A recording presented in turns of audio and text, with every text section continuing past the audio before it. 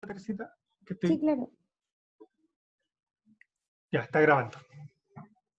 Profe, le quería pedir si es que puede explicar brevemente la relación entre constructivismo y socioconstruccionismo con el trabajo, que me costó entender esas dos un poquito, Ya, por a favor. ver, pero ¿en qué sentido?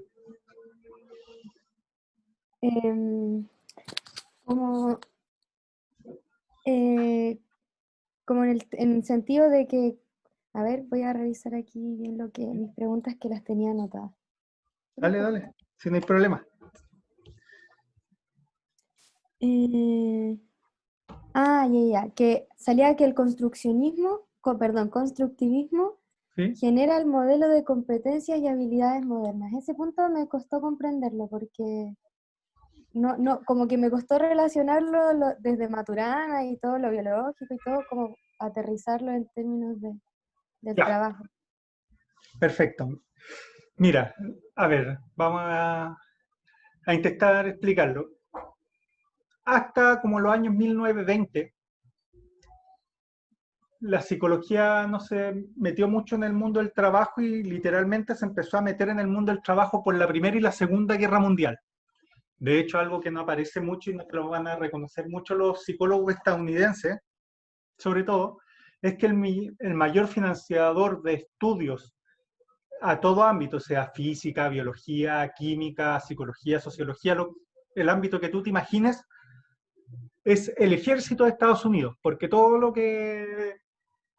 el ejército de Estados Unidos ve la posibilidad de usar no solo armas, pero ve en las ciencias sociales y en las ciencias duras posibilidades de mejorar su logística, su infraestructura, sus comunicaciones, etcétera. De hecho, por ejemplo, la Internet es un invento de comunicación del ejército estadounidense para conectarse sus distintas bases, sus distintos lugares a una red única y a partir de eso nace lo que actualmente conocemos como Internet. Entonces, en ese sentido, el modelo que se utilizaba antes era un modelo muy cercano al de la inteligencia. Antes del de las competencias, antes de Maturana, antes de Varela, era el de la inteligencia. O sea, si eras más o menos inteligente. Y de hecho, las críticas que se le hacía, por ejemplo, a pruebas de inteligencia es que eran muy sesgadas a nivel racial. Por ejemplo, se le preguntaba qué es más inteligente, comer un bistec o comer un pedazo de pescado. Y claro, la respuesta correcta supuestamente era comerse un bistec, porque tenía más proteína, más, pero para una persona afroamericana que tenía muy bajo ingreso, lo más inteligente era comer pescado porque podía comer pescado más veces a la semana que carne, porque era imposible por su salario. Entonces hubieron muchas críticas en ese sentido, pero fue mejorando mucho el modelo de inteligencia. Una vez que aparece el constructivismo, recuerda que el constructivismo es bien biológico y plantea que nosotros tenemos la capacidad de adaptación a nuestro medio. Y el modelo de inteligencia solo se fijaba, por así decirlo, en el modelo de coeficiente intelectual, o sea, qué tan inteligente soy de base, pero no cómo utilizo esa inteligencia para adaptarme de mejor o peor forma a mi ambiente. Voy a plantear una comedia, no sé si usted ya es de su época o no, pero si vieron The Big Bang Theory, en que Sheldon parecía ser una persona muy inteligente, pero era incapaz de relacionarse con, con la sociedad. De hecho, al principio, los cuatro amigos que aparecen al principio son todos medios inútiles eh, en la relación con las ciencias sociales. ¿Qué fue lo que investigó mucho Maturana ya desde una perspectiva más sociológica que solamente biológica? Es que mis habilidades para relacionarme con el mundo del trabajo o con el mundo educativo, que son los dos ámbitos donde más fuerte pegó el constructivismo, se basa en mi capacidad de adaptarme a esos elementos. Y por tanto yo no necesito adquirir conocimiento o mis capacidades de base de inteligencia, generar relaciones, la definición que tenga la inteligencia, no es la base para desarrollarme bien o en el mundo académico o en el mundo laboral, sino es el desarrollo de competencias para relacionarme con ese ambiente. Entonces, para traducirlo en palabras en ejemplos más concretos. Yo no necesito a un Sheldon, no necesito a un tipo que sea muy inteligente, pero es incapaz de comunicarse con las personas para liderar un equipo. Porque Sheldon puede ser el más inteligente del mundo, pero si no es capaz de comunicarse con las personas de una forma clara que se entienda, no me sirve. Entonces, por ejemplo, ahora todo el mundo habla de que el perfil profesional implica la competencia de trabajo en equipo. La idea de competencia, es decir, de generar ciertos elementos, habilidades de base que me permiten desarrollarme de distintas formas en mi medio ambiente, pasaron a adquirir una nueva dimensión en el mundo laboral. Entonces, es cosa que ustedes vean cualquier descripción de trabajo y va a decir perfil basado en competencias, que implica tolerancia a la frustración, trabajo en equipo, capacidad de gestión, qué sé yo, estoy pensando en los perfiles más clásicos, capacidad de resolución de conflictos, y eso habla de un modelo de capacidades y habilidades que antes no existía, y que el constructivismo le dio la base teórica para que naciera. De hecho, todo el trabajo del coaching posterior, que deriva más de Varela que de Maturana, se basa en la idea de que si yo comunico de mejor manera la información, o si la logro comunicar de una forma específica, logro que las personas cambien y trabajen mejor. La idea, recuerden, siempre el modelo tanto de Maturana como de Varela es la capacidad de adaptación que tenemos los seres humanos a nuestro medio ambiente. Eso es el fin último de todo ser vivo.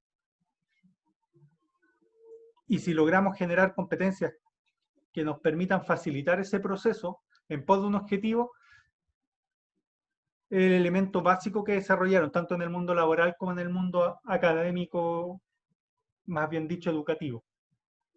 No sé si te dejé peor o mejor, Teresita. Sí, profe, me lo aclaró mucho, muchas gracias. Ya. Sofía, Sofía hace una pregunta en el chat, ¿qué es el coaching? El coaching es una derivada de la teoría de Maturana que hace su socio en el libro El árbol de la vida, que es Varela. Siempre se me olvida el nombre, creo que es Francisco, pero no me quiero carrilear. Varela es el socio y él lo que hace es decir que yo puedo entrenar a las personas, por eso es coach, de entrenador en inglés, y por eso se llama coaching, entrenando. Yo puedo entrenar a ser un asesor que entrene a las personas para relacionarse de mejor manera, detectar los problemas, darle herramientas para resolver conflictos. Entonces, ha sido tan alabado como vilipendiado por esta idea, pero es básicamente que un psicólogo experto en el ámbito organizacional entrena a un gerente o a personas que deben tomar decisiones en cómo comunicar esas decisiones, en qué puntos fijarse, cómo resolver las crisis. Enseña es como tener un personal trainer, pero en vez de hacerte ejercicios para obtener músculo, ser más ágil o tener un mejor estado físico, lo que hace es enseñar herramientas para resolver los conflictos, resolver problemas laborales, desarrollar habilidades de comunicación. Eso es el coaching.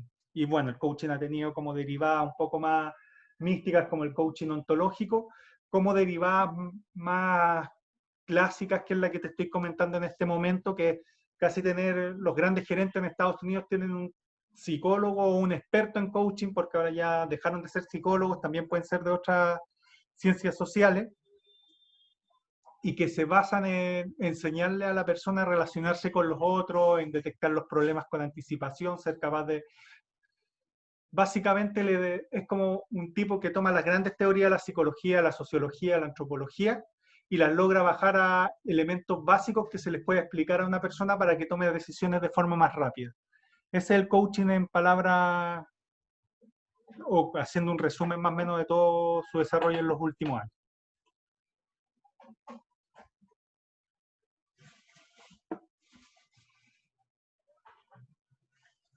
Profe, Y Rocío. ya. Sí, ya sé que... que dice Profe, terapia ocupacional. Entonces, sí, se me quedó así. Profe, tengo una duda con respecto a lo mismo de Maturana y Varela. Entonces, el coaching, sí, entonces, también es chileno Varela, ¿cierto? De otro país. sí, chileno.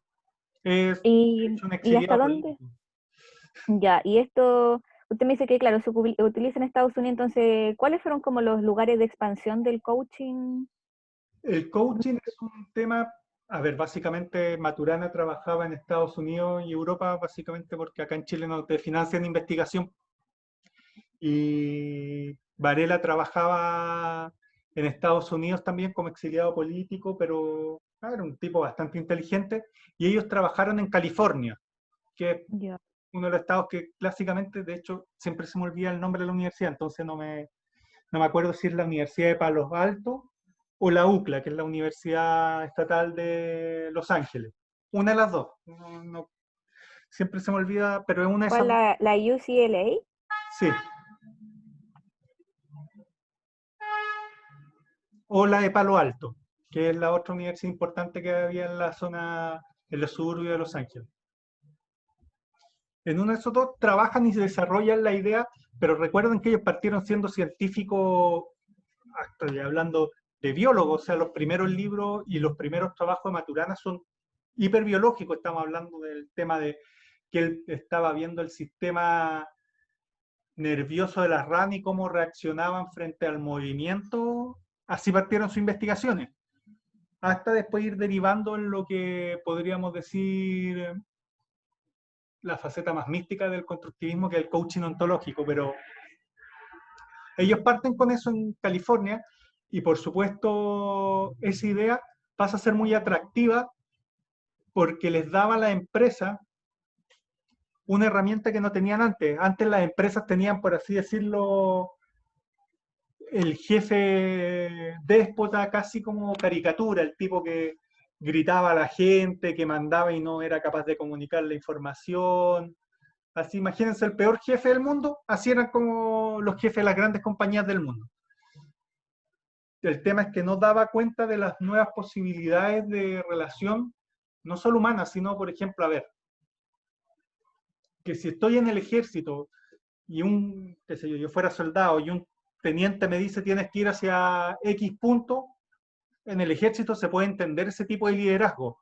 Ahora, si trabajo en Google y genero códigos de fuente, es más fácil trabajar en la idea de proyecto. O sea, viejo, tenía una semana para terminar X cosa, tú ves cómo la haces.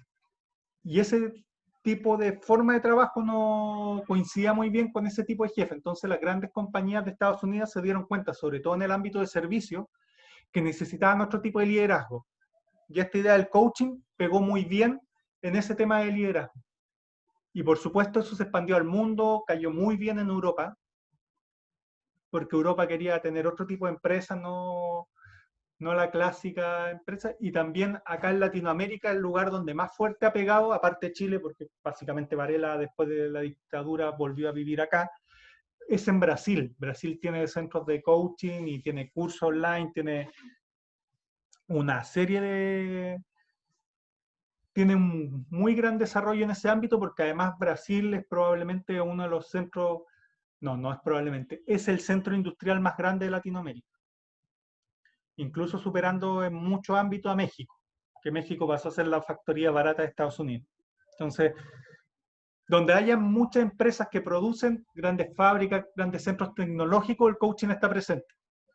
No sé en Asia, ahí mentiría, no creo que los chinos o los japoneses hayan comprado mucho la idea, pero lo que es Europa, Estados Unidos, sobre todo la parte como más innovadora, lo que es Silicon Valley o Nueva York y todo lo que tiene que ver en Latinoamérica con Brasil y parte de México, el coaching y tiene universidades y tiene centros de estudio especializados en ese ámbito. Aparte de Chile, básicamente, porque Varela y Maturana son chilenos.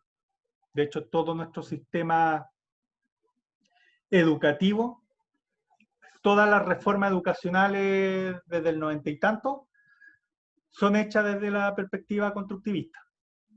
Ahora que en la sala no haya cambiado mucho la forma de hacer clase, otra cosa, pero todo el punto de vista. De hecho, bueno, yo le he dicho que mi pareja es profesora, ellos tienen que desarrollar un currículum basado en habilidad y no contenido. O sea, lo importante no es pasar la materia, sino desarrollar ciertos elementos o ciertas competencias, habilidades como el análisis crítico, la extracción de información, una serie de cosas por el estilo, en los niños. Cambia el foco desde el contenido al desarrollo de habilidades. O sea, no es tan importante saberse las fechas de descubrimiento de América, sino la consecuencia que tuvo el no, descubrimiento de América. Ya es un tema dudoso. Por ejemplo, es más, para ellos es mucho más provechoso una clase donde se discuta la idea de descubrimiento de América, más que decir que Colombia jugó con la ayuda o de los reyes católicos. Eso deja de ser importante el nivel de contenido y pasa a ser mucho más importante el nivel de las consecuencias, el análisis, la capacidad de extraer la información. Ella, como es profesora de historia, ser capaz de diferenciar el tipo de fuentes, cuando es una fuente histórica primaria, secundaria, cuál es el valor que tiene cada una. Cambia radicalmente o se supone que debiese cambiar radicalmente la forma de hacer clase. Ahora que no haya pasado tanto otro tema, pero todo nuestro sistema educativo está basado en el constructivismo. Ya, profe, gracias por eso. Ya.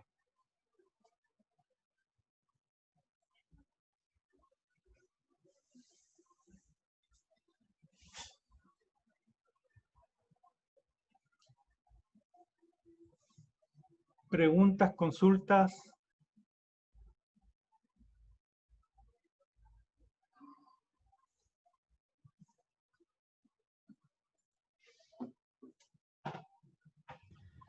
Hola, profe, yo quería hacerle Historia. una pregunta. Es que en el socioconstructivismo salía como una cosita de ataque al movimiento obrero y sindicalismo. ¿Podría explicarlo mejor? Que ahí me perdí. Ya. Lo que pasa es que, a ver, quizás yo nunca fui muy explícito porque ponía siempre el contexto histórico antes de los efectos desde la psicología social, pero básicamente es porque los psicólogos tenemos un defecto de que psicologizamos todo. Y lo importante muchas veces es entender que los cambios estructurales en nuestra sociedad son los que afectan también nuestra forma de relacionarnos y, por así decirlo, nuestra psicología interna. Hasta los años 60, 70, incluso 80, uno tenía una serie de seguridades. Tenía una, por así decirlo, si yo trabajaba bien en una empresa, podía escalar, podía llegar a ser gerente partiendo de barrendero, como toda esa idea media idealizada, valga la redundancia, se daba en los tipos de empresas. Cuando la forma de producción a nivel mundial pasa a ser como yo me llevo mi empresa y mis capitales donde gane más plata, y si eso significa dejar, qué sé yo, en Chile ganan mucho sueldo, así que mejor me llevo mi empresa a Bolivia, porque en Bolivia pagan peores sueldos, y allá voy a ganar mucha más plata, y no me importa dejar sin pega a 10.000 personas chilenas, porque lo que quiero es ganar plata yo y me interesa bien poco los trabajadores. Implicó un cambio de paradigma a todo nivel. A nivel específicamente del movimiento obrero se le atacó por lo menos de dos formas distintas. Hay muchos más ataques, pero por una parte tenía que ver con la idea de que si la empresa se puede ir en cualquier momento, el sindicato pasa a ser más peligroso que beneficioso para los trabajadores. Porque si nos organizamos sindicalmente y exigimos mejores laborales, la empresa puede decir, me voy. Entonces, ser parte de un sindicato podía implicar que la empresa se fuera. Entonces, implícitamente está la idea, si piden mejores condiciones laborales, nos vamos. Que es la base de toda organización sindical, que es pedir mejores condiciones laborales, y normalmente las mejores condiciones laborales no solo a nivel de sueldo, sino a nivel de infraestructura, beneficios, qué sé yo, vacaciones, días libres, permisos administrativos, permiso por maternidad, seguros laborales, colectivos, todo eso cuesta plata a la empresa. Entonces, por una parte se le atacó desde ese nivel, y por el segundo se creó, recuerden que el socioconstruccionismo se basa en la idea de que el lenguaje genera realidades.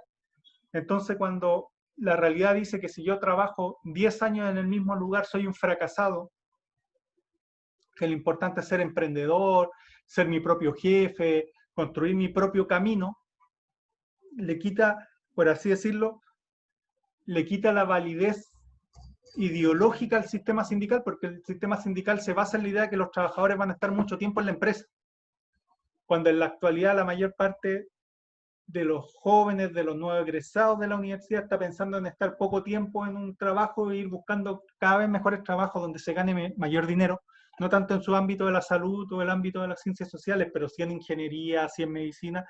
Lo que estoy generando es una destrucción de la base de la idea del sindicalismo. El sindicalismo se basa en la idea de la mutua ayuda. Si nos organizamos como trabajadores, generamos mejores condiciones laborales, pero eso implica, por una parte, que la empresa no se vaya, y por otra parte, de que sea atractivo quedarme en esa empresa. Cuando el socioconstruccionismo dice que el lenguaje genera realidades, y ese nuevo lenguaje dice que estar en un mismo lado es negativo, o te hace mal, no te permite conocer nuevas personas, nuevas experiencias, está minando desde dos puntos distintos, por lo menos desde esos dos puntos distintos, al movimiento obrero. Y por supuesto, habían ataques mucho más burdos, como que la típica que en Chile, cada vez que alguien pide mejores condiciones sociales, se le acusa de comunista. Y que ya ha dado casi como para una contrarrespuesta que se le dice, viejo, que querer justicia social no implica que sea comunista.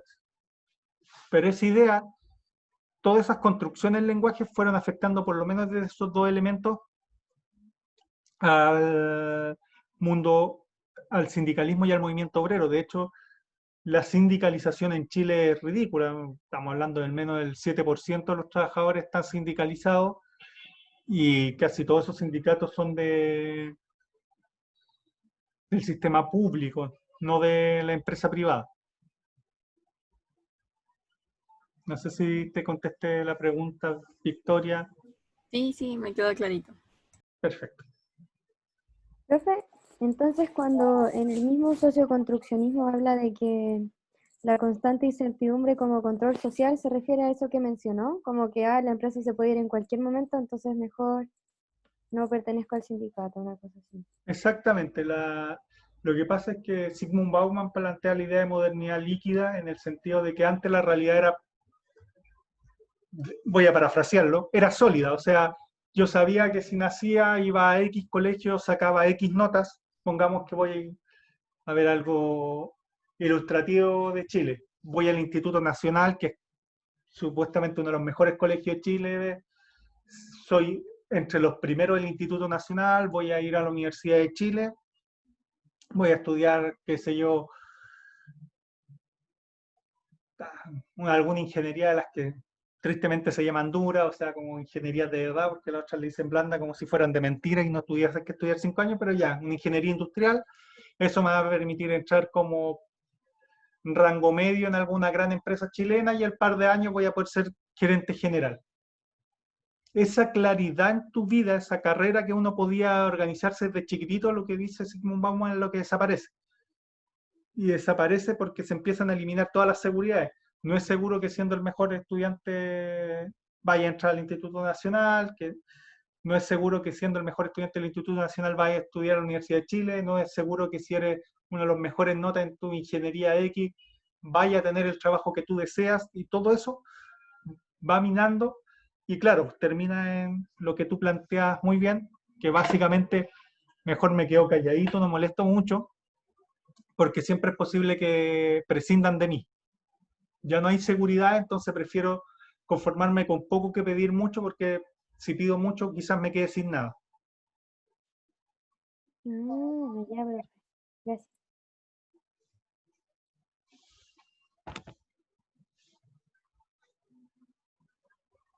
Profe, ¿Rocío? respecto a ese mismo tema, pero en cuanto a a lo que es el proceso de externalización de los servicios, Sí, como que lo podría como explicar un poco, pero como con los conceptos que tendríamos que usar en cuanto a esta unidad. ya. Externalización de servicios se le llama a la idea, vamos a ponerlo como lo hice en el ejemplo, tanto desde la idea marxista como desde la idea más neoliberal. Vamos a partir con el neoliberalismo. El neoliberalismo te va a decir, por ejemplo, voy a poner Codelco como ejemplo, que Codelco te dice que ¿en qué es experto Codelco? En ser una minera, en sacar cobre. Codelco es el mayor experto del mundo en sacar cobre. Entonces, ¿qué necesitamos nosotros? Es que Codelco sea el mejor competidor, haga lo mejor posible en sacar cobre. Pero Codelco no es experto en limpiar baños. Entonces lo que te va a decir el neoliberalismo es que como no es experto en limpiar baños, contrata a los expertos en limpiar baños para tu empresa. Entonces Codelco, en vez de tener mineros, auxiliares, gente administrativa, externaliza todo lo que no es esencial para Codelco. ¿Es esencial para Codelco limpiar baños? Uno podría decir que sí, pero en la idea del neoliberalismo más clásico no. Lo esencial para Codelco es sacar cobre de la mejor forma, más barata posible, y producir más. Y eso lo hace competitivo en el mundo. Limpiar baños no es esencial, por tanto contratamos a otra empresa externa. Para Codelco es esencial hacer auditoría, no, por tanto contratamos a la mejor empresa que pueda hacer auditoría. Y así, todo lo que no sea esencial en la minería, se lo dejamos a empresa y externalizamos. ¿Cuál es la idea del neoliberalismo? Es que al externalizar tú logras generar mejores procesos, porque esta empresa externa que limpia baños va a competir con otras empresas que limpian baños para darte el mejor precio y el mejor servicio, y van a especializarse tanto que van a poder ser extremadamente competitivas, y las que no se especialicen van a desaparecer. La idea de la competencia constante como fórmula del desarrollo y la estimulación de la economía a nivel humano. La externalización, por tanto, implica que la empresa, esa es la definición chilena de externalización, es que la empresa, todo lo que no sea esencial para ello, se lo da a otra empresa que lo hace mejor y más barato. Desde una perspectiva marxista, lo que te va a decir es que la externalización de la empresa es la precarización constante de los trabajadores a partir de la acumulación de capital desde los capitalistas, desde los burgueses.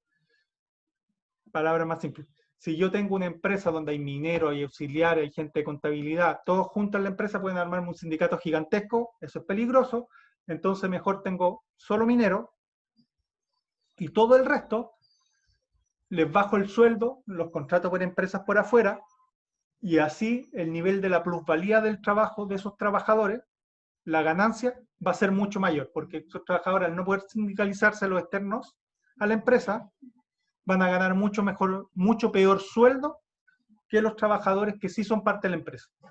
Y entre peor sueldo tienen, más me llevo yo de dinero, y más acumulo riqueza, y más puedo repetir el mismo sistema. Esa es la externalización. Ahora, si ustedes lo analizan desde, depende de la perspectiva que lo analicen, la externalización, por ejemplo, ha sido, desde el socioconstruccionismo, ha sido desarrollado como, el análisis podría ser una construcción desde el lenguaje para articular, validar y profundizar los procesos de desigualdad de los trabajadores en el mundo. Desde el modelo del constructivismo plantea, por ejemplo, el proceso de adaptación que tienen las organizaciones a su propio desarrollo institucional. ¿Qué quiere decir? Que las empresas, como viven en un mundo... Este es Luhmann, no es tanto Varela o Maturana, así que cito al autor que lo plantea que las empresas, al igual que los seres humanos, tienen que adaptarse a ambientes cambiantes constantemente, y por tanto el proceso de externalización del trabajo lo que implica es, en general, que la empresa lo que está haciendo es cambiar constantemente para adaptarse a medios competitivos diferentes. Entonces, por ejemplo, lo que no hizo Kodak. Kodak era la empresa más grande del mundo, pero no se dio cuenta que venían las cámaras digitales, siguió manteniendo rollos, siguió haciendo rollos de películas para las cámaras fotográficas, como no se adaptó al cambio, desapareció. Lo que debiesen hacer las empresas es cambiar constantemente para irse adaptando a los cambios de tendencia, tanto de los consumidores como de las personas. Entonces, la externalización sería un proceso de adaptación constante a la empresa al medio cambiante. Y si lo hacemos desde el feminismo, uno de los tantos análisis que tiene el feminismo sobre la externalización del trabajo es que normalmente los trabajos externalizados, que por supuesto son peor pagados que los trabajos esenciales de la empresa, son dados a las mujeres. O sea, la mayor parte de los auxiliares de servicio en casi todas las empresas son mujeres y no son hombres. Entonces sería otra forma de desigualdad en relación a los sueldos, porque al no poder pertenecer a la empresa principal, Codelco en este caso, esas trabajadoras no se van a poder sindicalizar, y en segundo lugar van a trabajar por menos sueldo y haciendo más trabajo que el que harían con anterioridad, lo cual sigue reproduciendo la desigualdad crónica entre el trabajo entre el hombre y la mujer. A medida de ejemplo en relación a la externalización. Ya, profe. Y aprovechando para, a modo de comentario, con respecto a al último punto que usted dijo que no lo quiso como incluir en la grabación, pero que sí podíamos comentar en clases en cuanto al concepto de marca y lo que se entiende como apropiación cultural. Sí. Igual sentí que debería haber ido, aunque quizás no se evalúe en este trabajo, pero sí debería haber ido en cuanto a que, claro, lo que es la interculturalidad igual es un concepto que trabajamos bastante acá en esta escuela, entonces podría haber sido interesante que nos hubiese contado como con mayor profundidad sobre ese tema. Ya. Gracias por la retroalimentación, Rocío. Voy a tomarlo en cuenta. Y claro, el tema de la interculturalidad, la apropiación, es que era un tema gigantesco, o sea, podríamos haber hecho un semestre sobre la temática y los que mejor trabajan en ese ámbito son los socioconstruccionistas, entonces hubiese tenido que dejar un poco de lado el constructivismo y el feminismo. Por eso no lo quise hacer, pero lo tomo en cuenta ya que tiene razón. El tema de la interculturalidad para usted es un tema principal dentro de la malla. Así que agradezco la retroalimentación. Profe, Millaray. ¿le puedo hacer una pregunta? No, Francisca, que mi hermana me cambia el nombre. Francis. Sí, Ya.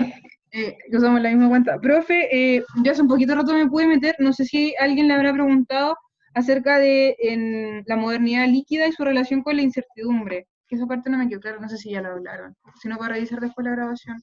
Sí, lo hablamos, pero a ver, ¿Sí? no te preocupes si lo puedo explicar nuevamente. La incertidumbre se basa en la idea de que antes, por así decirlo, habían caminos bien específicos, muy marcados, desarrollados históricamente, nos puede gustar o no, de hecho hay mucha gente que dice que el mundo está mucho mejor ahora que como estaba antes, pero que te daba cierta seguridad. El ejemplo que le di a tus compañeros y compañeras es básicamente, qué sé yo, si yo estudiaba en el Instituto Nacional, era de los primeros lugares del Instituto Nacional, fijo que iba a la Universidad de Chile, si estaba en la Chile y me iba muy bien, y primero me metía, qué sé yo, a una ingeniería dura, la clásica, la ingeniería industrial, me iba muy bien en la ingeniería industrial y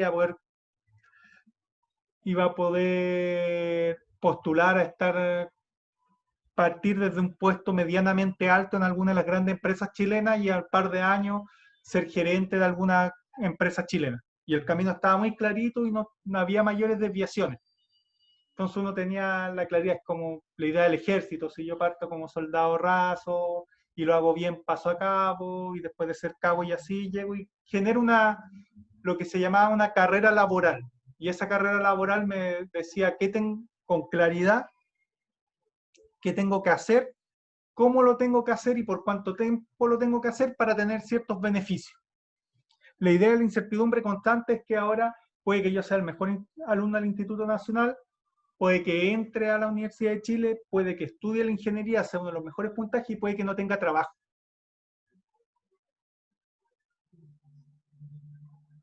Han cambiado las certidumbres dentro del mundo, ciertas cosas que se daban por ciertas ya han cambiado. Y al cambiar, lo que produce es un sentido de mejor me conformo con poquito que reclamar con lo que supuestamente merezco. antiguamente, o sea, qué sé yo, si lo único que siguen manteniendo un sistema así son las Fuerzas Armadas. Yo sé que si en las Fuerzas Armadas me meto a los 18 años y trabajo por veintitantos años, voy a tener asegurada mi jubilación y una jubilación de Fuerzas Armadas que son bastante mejoras que el resto de los chilenos.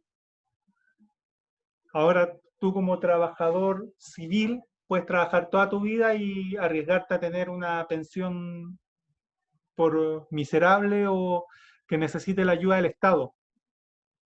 Todas las seguridades que supuestamente tenía el sistema han empezado a desaparecer por la forma de producción, por la forma de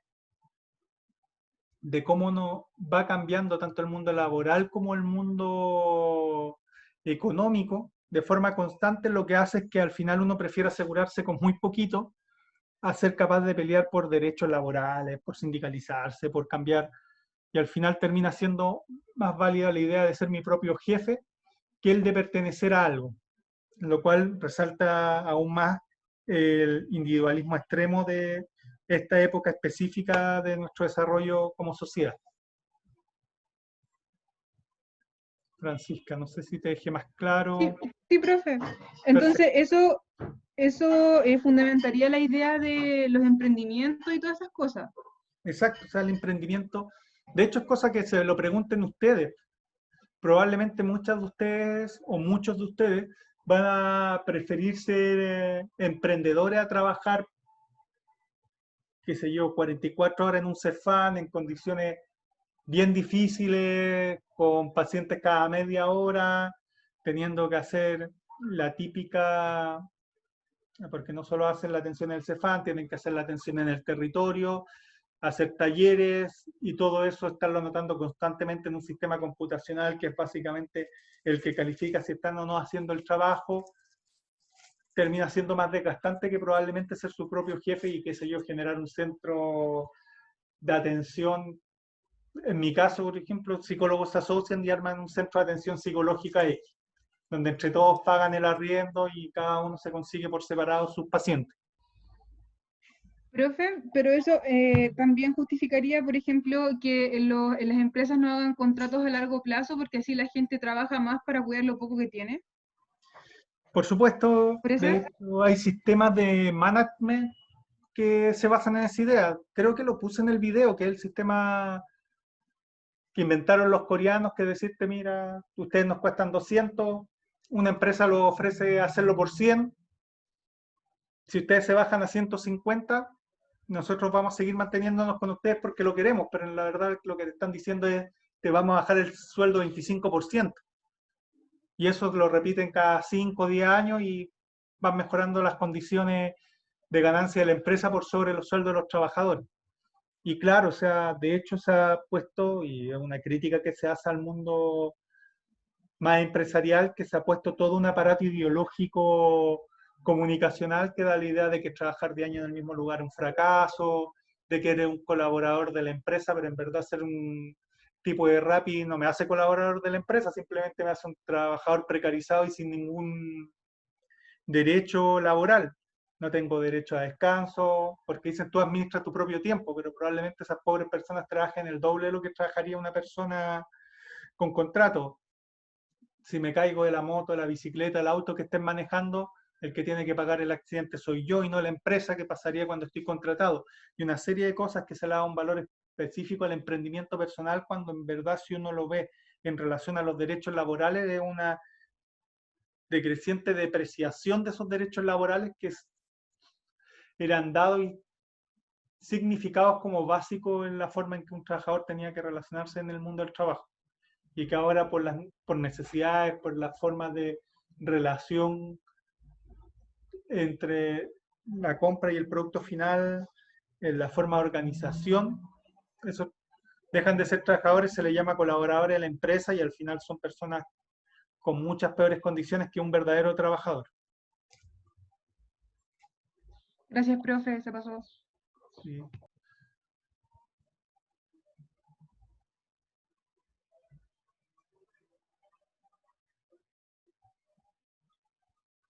¿Alguna otra pregunta de la clase, consulta?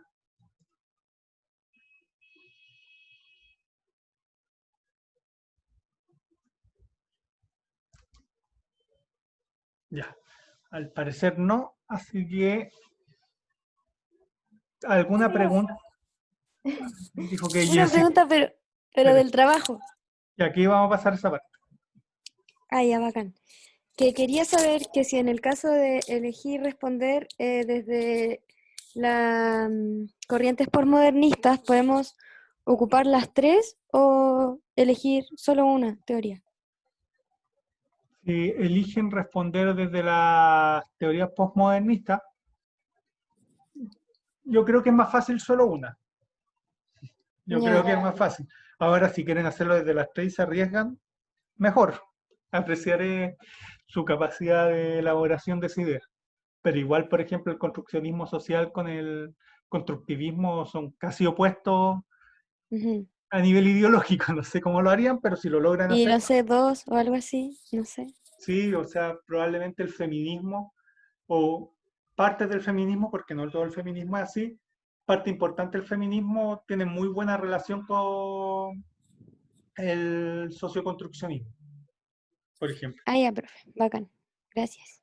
Sofía me pregunta si la externalización no es más cara. No, de hecho la externalización desde la idea, no lo voy a hacer desde el análisis más marxista clásico, sino que lo voy a hacer desde el análisis más neoliberal, se basa en la idea de que recuerdan que para el neoliberalismo lo importante es la competencia, competir, competir, competir, porque si yo compito siempre estoy mejorando, innovando, generando mejores procesos y al final mejores precios, mejor calidad a menor precio, que al final supuestamente beneficiaría a todos los usuarios y a todas las personas del mundo. Entonces, cuando yo externalizo un servicio, básicamente lo externalizo porque en el caso de Codelco es experto en sacar cobre, pero no es experto en limpiar baños. En cambio, si hay una empresa que es experta en limpiar baños, en dejar los pisos impecables, en purificación del agua y todo eso, esa empresa, como es experta en ese ámbito, lo va a hacer por mucho menor precio y con mucha mejor calidad que si yo contratara gente de ese servicio. Si no, la externalización no tiene sentido desde el punto de vista neoliberal más clásico.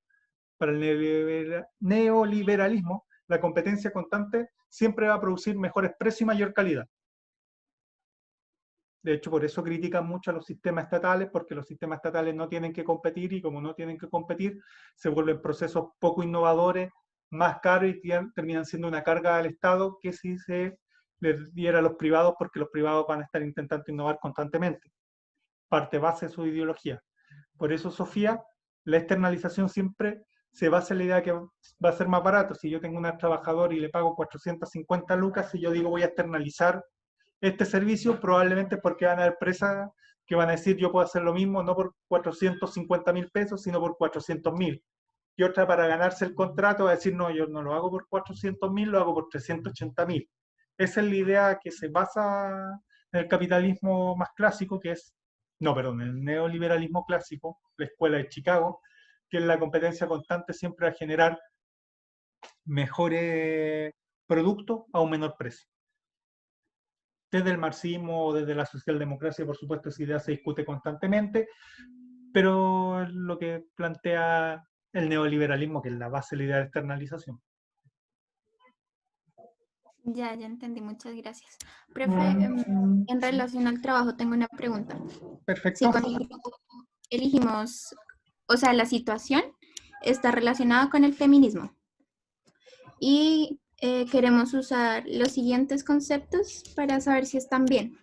No sé, la idea binaria, lo del sexismo y la subordinación o dominación. ¿Ya? ¿Podemos usar los conceptos? Por supuesto. Ya, perfecto. Es que como no había usado, o sea, como que no había concretado ciertos conceptos, entonces por eso no sabíamos. Sí, perfecto. Lo que pasa es que el feminismo tiene tantos conceptos que haberle puesto 3 o 4 me parecería casi empobrecer a las distintas teorías. Hay demasiadas teorías en relación al tema, entonces ahí me he dado cuenta que ustedes dominan bastante el tema, así que mayor libertad en ese ámbito. Ya, muchas gracias. Florencia me pregunta si solo puede ser una corriente. Creo que es más fácil que sea solo una corriente en el sentido de que utilicen la psicología social clásica, el psicoanálisis, la psicología comunitaria o alguna de las corrientes del posmodernismo. Ahora, si alguien quiere usar dos, los invito a que se arriesguen al tema, pero hay más posibilidades de que haya ciertos vacíos en el análisis y que eso les pueda lastrar la nota.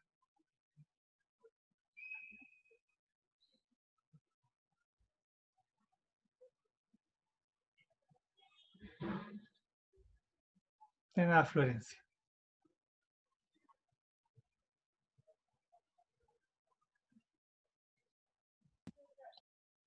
Elizabeth parece que quiere hacer otra pregunta.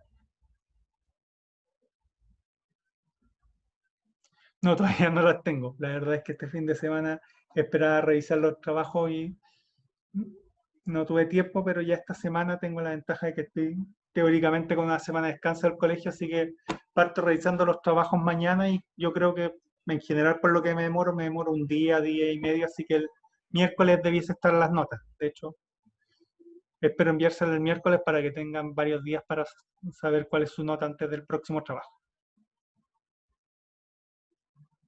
No, pero siempre me parece básico el que ustedes sepan la nota antes de la entrega del trabajo anterior.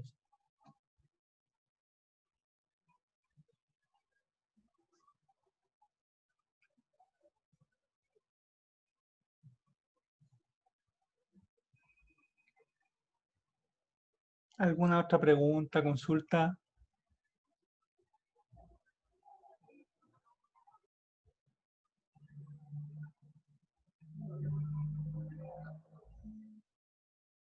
Parece que no, profe.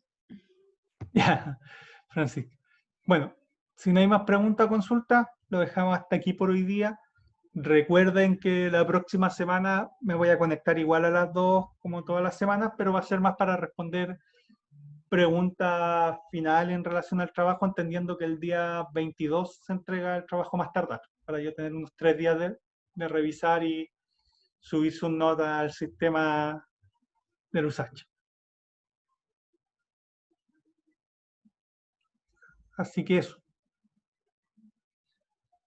Lo dejamos así por esta semana.